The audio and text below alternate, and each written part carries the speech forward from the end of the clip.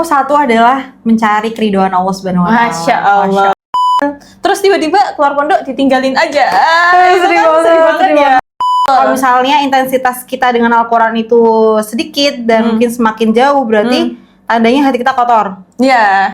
Semua kegiatan keseharian kita gitu ya, tanpa kita sadari itu kita mengamalkan Al-Quran. Halo guys. Assalamualaikum. Waalaikumsalam warahmatullahi wabarakatuh. Jadi kita hari ini perdana nggak sih bikin podcast? Kemarin Podcast udah trial. Soalnya kok kemarin ada trial sih? Ya kan kemarin kita udah ngerekam tapi ternyata nggak masuk suaranya. Bener banget. Soalnya kemarin kita cuman nyoba-nyoba doang ya. Karena dari dulu tuh sebenarnya kita pengen banget bikin podcast kan. Tapi udah berapa bulan dari konsep itu nggak dang ini ya? Iya, nggak dang-dang buat sih soalnya. Karena kenapa coba kayak gitu ya? Ya karena kita males. Padahal sudah kalau misalnya kita bikin podcast tuh kayak semua gear tuh ada. Maksudnya kayak orang yang bisa kita tanyain, kita mentoringin kita tanyakan lah ya istilahnya. Sebenarnya ada semuanya gitu, tinggal kita mau nggak sih buat aslinya? Aslinya mau buat nggak? Mau sih, tapi kerjaan kita kan juga banyak ya Syah ya. Iya, tapi sebenarnya bisa guys, karena yang penting itu kan disempatkan. Kalau nggak prioritas mah nggak bakal jadi.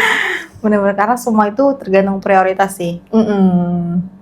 Karena ya selama ini kan kita juga selalu diajarin ya, kayak prioritas kehidupan kita tuh apa aja kan pasti kita sendiri kan yang tahu kan. Ya kayak kerjaan juga kalau misalnya nggak diprioritasin ya nggak bakal selesai. Ya betul. Terus sekarang prioritasnya Aisyah apa nih? Waduh, kegiatan banyak ya guys ya kalau prioritas ya. Tapi kan pasti yang the mostly satu gak sih? Apa? Yang maksudnya yang paling prioritas utama kan pasti satu kan? Apa? Kalau aku satu adalah mencari keridhaan Allah Subhanahu wa Ta'ala. Masya Allah. Itu pastilah. Tapi kan ada banyak jalur nih Syah ya. Kalau kamu tuh sekarang lagi fokusnya tuh lewat jalur mana nih? Jalur apa ya? Sebenarnya masih meraba ya mau melalui jalur apa. Soalnya kayak banyak banget jalur, banyak banget way-nya yang kita bisa pilih. Cuma kalau mungkin saat ini yang paling dekat ya dengan pekerjaan hari ini adalah ya melalui konten sebenarnya ya. Gitu. Kalau ilmu apa sih? Kalau ilmu apa? Kalau prioritas utama hari ini deh. Prioritas saat utama ini, kehidupan saat ini ya. Karena kebetulan aku kan lagi di rumah tahfidz juga ya.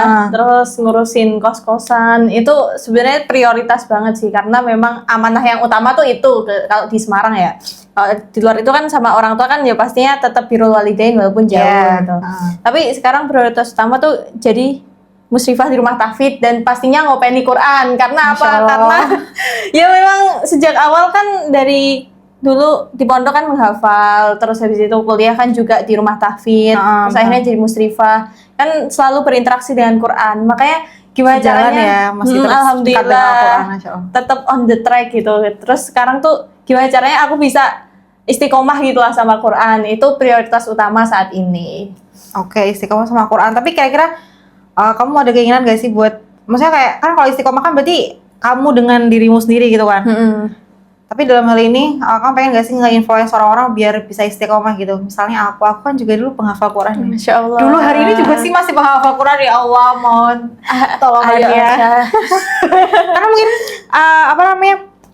yang hari ini orang-orang rasain kan kayak, iya dulu mereka pernah waktu baca Quran misalnya kayak, ya Allah dulu aku pernah ada di situ gitu, pernah hafal ini, pernah tahu ini artinya apa gitu. Sekarang kayak orang-orang, ya itu, misalnya kayak awareness ini tuh juga perlu selalu ditingkatkan ya, karena kan amanah seumur hidup ya ngafal Quran. Iya, amanah seumur hidup, apalagi kalau udah pernah hafal kan di pondok itu kan dulu kan mestinya gimana perasaan kita semangatnya ngapal bareng teman-teman, terus tiba-tiba keluar pondok ditinggalin aja. Sedih banget ya. Effort yang sudah kita usahakan dari dulu masa tiba-tiba kita tinggalin gitu aja kan. Ya itu sih yang jadi PR buat kita gitu, termasuk aku juga gitu ya. Teman-teman juga yang mungkin dulu anak pondok, terus ketika kuliah atau keluar pondok berhenti selesai ngapalinnya. Astagfirullahaladzim. Tugas untuk menjaga Quran tuh nggak akan selesai guys. Ya muhasabah seumur hidup sih.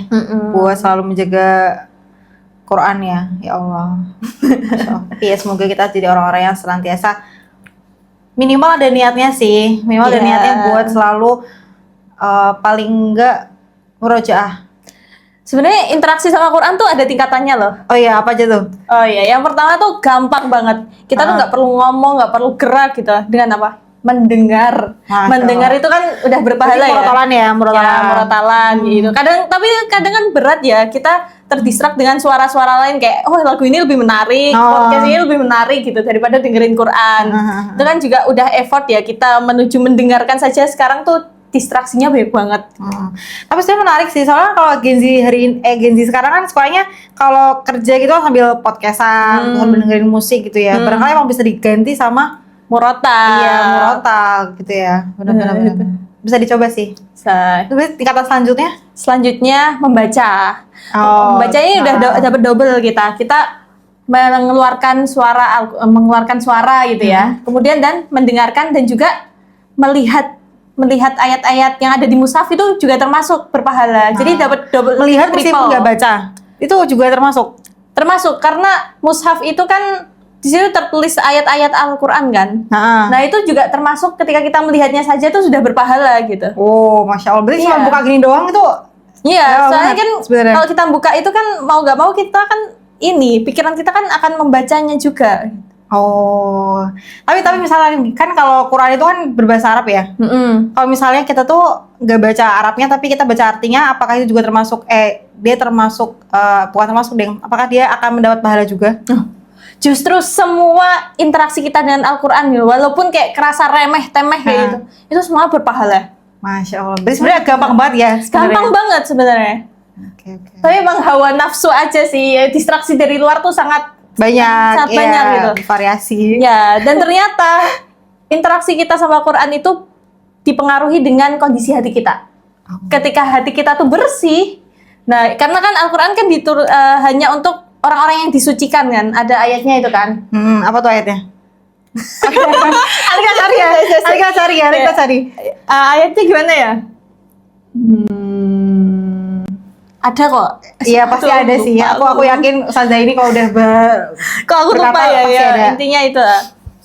Dan Allah tuh tidak menurunkan Al-Quran kecuali kepada orang-orang yang disucikan, intinya gitu. Dan kesucian itu maksudnya apa? Kan kalau biasanya kan orang menafsirkannya, oh sebelum membaca Quran kita harus bersuci nih, dalam keadaan suci, wudhu. Itu benar, tapi sebenarnya suci itu maksudnya suci hati kita. Tuh. Jadi kadang tuh walaupun Quran di depan kita gitu ya, ketika hati kita lagi kotor, kita tuh kayak pasti rasanya kayak jauh gitu ya. Nah, nyentuh aja enggak gitu loh. Berarti indikasi kita tuh apa ya? Hati kita lagi kotor tuh berarti kita bisa melihat dong apa namanya? Misalnya terlihat dari interaksi kita dengan Al-Quran. Kalau misalnya intensitas kita dengan Al-Quran itu sedikit dan mungkin semakin jauh, berarti tandanya hati kita kotor. Iya. Oke, berarti itu bisa dong kita baca dari yang kita lihat kan berarti ya. Jadi ukuran hati kita bersih atau enggak tuh bisa dilihat dari kedekatan kita ya, intensitas kita sama Al-Quran. Jadi semakin kita mau berlama-lama sama Al-Quran, berarti hati kita tuh lagi bersih ini. Ya Allah, kayak gitu. Ya Allah, terus berarti abis tahapan yang kedua tadi membaca tadi itu terus apa? Terus yang ketiga itu menghafal. Menghafal itu kita dapat itu ya, membaca tapi berulang-ulang. Dan menghafal ini sebenarnya tuh nggak diperintahkan sama Allah. Sebenarnya nggak ada perintah menghafal Quran loh. Tapi kenapa pada akhirnya itu sebagai sebuah apa ya? Bentuk ibadah itu loh yang sering kali memang di influence lah sama orang-orang gitu. Kenapa orang-orang banyak tahfidz Quran gitu ya? Tahfidz Quran kayak gitu. Kenapa gitu? Padahal nggak ada perintah hafalkanlah Al-Quran. Nggak ada. Kenapa tuh? Karena Allah tuh pastinya ya lebih mencintai amalan yang kita tuh inisiatif sendiri. Tapi kan sebenarnya kalau inisiatif sendiri juga kalau di luar apa sih? Yang dituntun yang diajarkan kan Rasulullah kan tetap menghafal kan. Rasulullah menghafal. Okay. Berarti kalau dalam konteks ini inisiatif ini adalah sesuatu yang baik ya. Ya, inisiatif sesuatu yang baik. Jadi emang Allah nggak menyuruh kita menghafalkan, tapi Rasulullah, sahabat itu mencontohkan, dan itu bentuk inisiatif yang bagus kan. Bagus, kayak iya, betul. tanpa Allah nyuruh kita ngelakuin, itu kan Allah makin seneng. Wah, ini hambaku ya inisiatif nih buat ngapalin Quran, padahal aku nggak nyuruh gitu. Benar-benar. Soalnya kayak kita tuh sebenarnya kalau dalam sholat kan juga membaca ayat Al-Quran, surat Al-Quran itu kan juga sebenarnya nggak wajib kan? Ya sebenarnya Al-Fatihah yang wajib. Ya, Al-Fatihah wajib. Terus makanya sebenarnya praktik kita menghafal kan dekat dengan sholat kita juga nggak sih? Praktik menghafal. Ya kalau dibilang setorannya tuh ke Allah gitu, lewat sholat gitu. ya. Iya. Ya itu jadi PR juga sih, kadang kan yang dia Ya kadang itu doang kan, trikol doang kan, Allah. Iya. Tadi bahkan kayak Iya. ya kita 5 kali sholat 1-2 rakaatnya biasanya yang menggunakan surat Al-Quran itu gitu kan. Nah itu biasanya emang diisi sama Qul huwallahu ahad, terus Qul a'udzu birabbil nas gitu terus ya. Tapi ya masih mending lah punya hafalan Quran, karena ada suatu hadis itu yang menyampaikan ketika seseorang tidak memiliki hafalan Quran dalam hatinya gitu ya, itu seperti rumah yang kosong. Ya Allah. Itu masalah. Rumah kosong berarti kayak ada jiwanya tapi nggak ada girohnya, nggak ada. Iya, nggak ada sesuatu yang hidup di dalamnya gitu. Jadi kopong ya. Iya, kalau rumah kosong kan kita tahu ya berdebu, terus banyak semak-semak. Iya. Ya, sintrum lah. Iya benar. Terus habis itu berarti tingkatan keberapa? Tadi yang menghafal Ketika tuh ketiga kan? menghafal, terus Ada habis lagi? itu Lebih. mentadaburi. Mentadaburi, Sebenarnya antara mentadaburi sama menghafal tuh kayaknya yang ketiga mentadaburi deh, mentadaburinya itu. Karena itu jelas-jelas perintah langsung di Al-Qur'an. Afala yatadabbaruna Al-Qur'an. Karena jelas-jelas Quran tuh diturunkan tuh untuk ditadaburi, untuk diambil maknanya agar kita tuh semakin tahu, oh Allah tuh menurunkan ayat ini tuh maksudnya ini apa ya, gitu itu kan, petunjuk ya. gitu. Kalau kita nggak mentadaburinya kan kita nggak tahu itu petunjuk apa enggak. Iya. Karena kan memang Al-Quran kan turun kan ini kan untuk sebagai petunjuk bagi umat manusia kan sebetulnya. Iya, betul. Betul. Nah tapi gimana caranya kita tuh bisa mentadaburi ayat Al-Quran tersebut?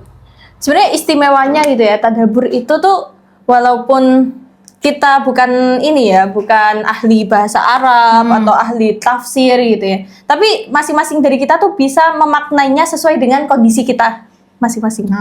Jadi kayak ketika kondisi hati kita tuh lagi sedih gitu ya, aku tuh pernah ya kayak kondisinya tuh lagi sedih banget, galau gitu ya. Terus ya Allah mau dong dapat petunjuk dari Engkau gitu. Terus akhirnya coba buka Al-Quran random gitu ya, dan Allah tuh nunjukin ayatnya gitu, wala tahinu wala tahzanu gitu. Oh, kayak pakai cara-cara yang gini iya, kan, yang terus dibuka kayak, gitu. Ya tolong tunjukkanlah nih kalau misalnya sesuatu yang baik bagiku, berarti malah tunjukkan arti-arti yang bagus gitu ya. Iya. Pakai cara itu ya guys, bisa guys. Itu relate banget sih, kayak kadang ketika kita udah pasrah, udah nggak tahu gimana solusinya, kita pakai beli aja, buka Al-Quran terus lihat artinya. Oh, berarti memang ada sesuatu yang mau Allah tunjukkan gitu kan. Betul. Kadang kita manusia butuh validasi ya gitu. Kalau kita bingung cari validasi dari siapa gitu ya. Ya langsung cari aja ya. langsung ke Allah aja gitu. Lewat Quran. Iya. Tuh. Kayak terus berarti habis itu terakhir berarti yang tadabbur itu. Enggak, masih ada lagi. Oh, sudah lagi. Tadabbur. Terus habis itu mengajarkan Al-Quran. Iya. Nah, karena kan sebaik-baiknya kalian kan khairukum man ta'allamal Quran wa 'allama. Kenapa kok orang yang mengajarkan Quran tuh sebaik-baik kalian? Kenapa? Ayo. Kenapa? Soalnya apa tuh? Karena orang yang mengajarkan Al-Quran tuh pastinya sudah melewati tahap-tahap sebelumnya. Oke, benar. Kayak mendengarkan, membaca, terus mentadaburi. Maka juga mungkin menghafal ya? Mungkin juga menghafal gitu kan. Dan itu pastinya diulang-ulang terus. Terus akhirnya dia bisa sampai titik mengajarkan. Kan mengajarkan juga mengulang-ulang terus kan. Nah itu kan makanya sebaik-baiknya itu orang yang sering mengulang-ulang interaksi sama Al-Quran itu tadi. Makanya jadi sebaik-baik manusia. Dia yang selalu belajar dan mengajarkan gitu. Masya Allah. Benar sekali, apalagi kalau misalnya kita tuh hari ini ya lihat Al-Quran tuh udah banyak banget metodenya. Metodenya maksudnya bentukan Al-Quran tuh udah banyak kan ya. Yeah. Ada yang Al-Quran khusus buat tahfidz atau yang menghafal, Al-Quran yang arti plus ada tafsiran singkatnya misalnya. Jadi sebenarnya kita mau belajar Al-Quran tuh gampang banget gak sih aslinya? Gampang, tapi harus ada guru. Nah, iya harus ada guru. Soalnya mungkin kadang kita tuh sering banget baca sesuatu tapi hasil kita menyebarkannya padahal itu hasil analisis kita sendiri. Salah menafsirkan iya, gitu salah ya. menafsirkan bisa jadi. Ya, kalau Quran sih poin sebenarnya pentingnya juga itu ya, kalau misalnya kita mau mengajarkan kita harus punya guru gitu. iya. Tapi kalau masalah tadabbur tadi itu kita bebas menafsirkan, bebas mengambil makna untuk diri kita sendiri itu bebas gitu. Tapi misalnya kalau tadabbur itu kan juga kita udah punya referensi banyak kan yang bisa kita cari dasarnya, maksudnya yang lebih valid gitu kan, validitasnya gitu. Pastinya harus ini sih baca artinya, terus tafsirnya juga kan kita harus baca itu biar sampai proses tadabbur itu.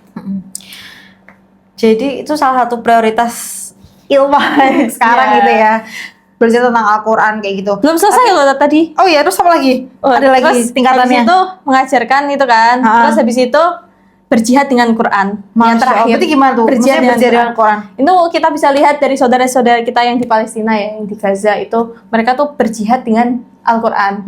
Ya mungkin kalau kita sekarang kan kondisinya alhamdulillah masih aman ya di Indonesia gitu. Ya berjihad kita gimana gitu ya. Lalu pekerjaan kita, ya kita sangkutkanlah dengan Al-Quran gitu ya. Apapun pekerjaan kan sebenarnya kan bentuk amalan kita dari sarana kita lah ya. Iya, mengamalkan Quran itu kan. Ya kita menjadi orang yang profesional itu salah satunya. Berjihad dengan Al-Quran itu. Oke, berarti kalau berjihad dengan Quran itu gimana? Maksudnya lebih dia itu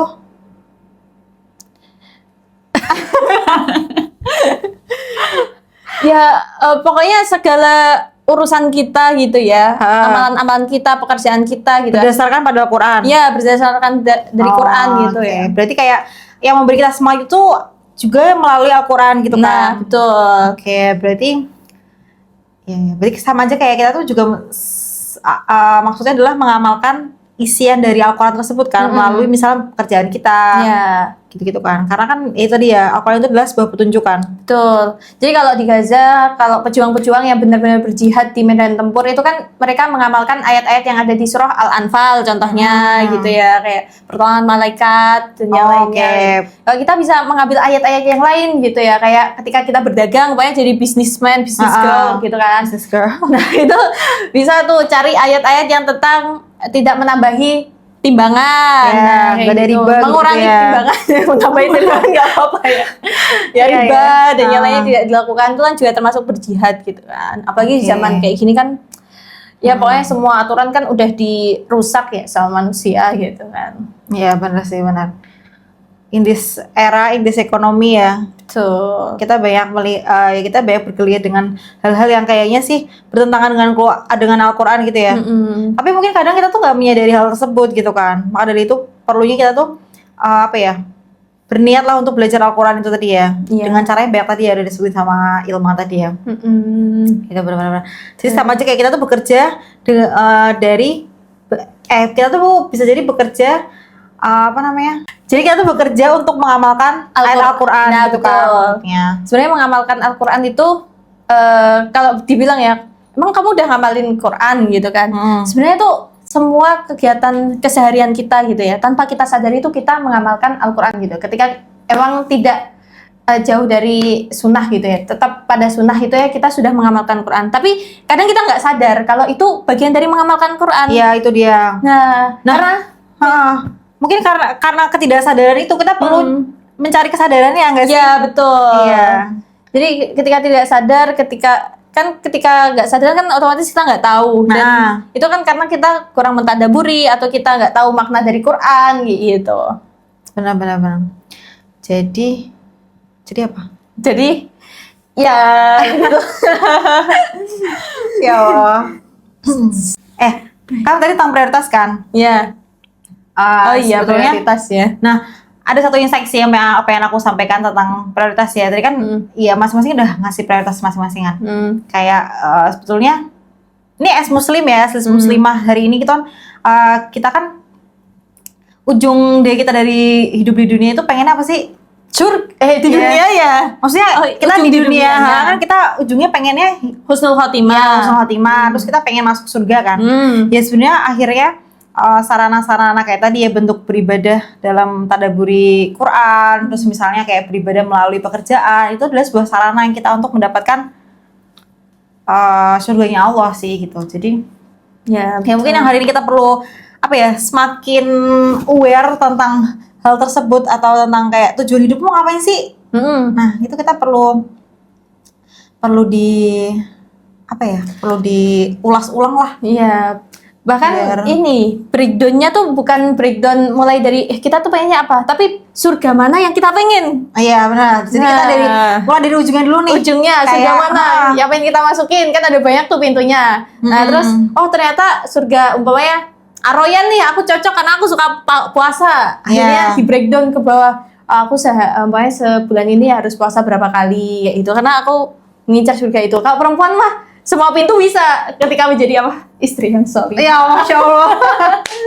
Iya. Sama kayak kalau misalnya kita pengen bikin konten ya, kita tuh pengen konten itu viral atau pengen ngedukasi atau pengen apa gitu kan. Kan kalau viral kan berarti kita breakdown lagi nih. Oh berarti kalau viral kita bisa mendekati konten-konten yang tinggi engagementnya, misalnya kayak ikutin tren viral, terus pakai sound yang viral dan lain sebagainya gitu kan. Jadi kayak mulai dari endingnya tuh mau gimana gitu kan. Iya, betul. Itu mungkin juga jadi salah satu cara yang bisa dicoba ya. Kayak kita mau menentukan akhir hidup kita tuh sebagai seorang kayak gimana. Oh berarti target hidup kita berarti harus gini-gini dong. Iya, betul. Karena kita pengen husnul khotimah, yang dalam husnul khotimah kayak gimana. Misalnya Iya. kayak kita punya peninggalan harta yang banyak, atau kita punya peninggalan ilmu yang banyak. Nah itu kan bisa ya kita. Dan Paling enggak jadi harapan lah ya. Dan sebaik-baiknya warisan tuh apa, tau gak? Apa tuh? Ilmu yang bermanfaat. Iya betul, ilmu pendidikan gitu. Warisan. Ya, makanya Warisan kalau ada yang bilang ngapain sih cewek itu sekolahnya tinggi-tinggi sampai S3 lah, sampai S3-nya 4 kali lah, 5 kali lah. Itu nggak ada salahnya cuy, karena memang tadi ilmu yang warisan yang paling berharga adalah ilmu yang bermanfaat Iya itu.